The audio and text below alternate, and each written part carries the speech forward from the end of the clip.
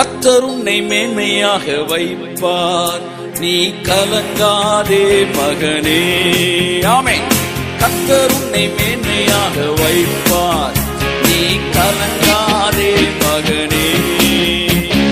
கையிடும் வேளையில் ஆசீர்வாதம், கரங்களில் நிரம்பிடும் தானியமும்.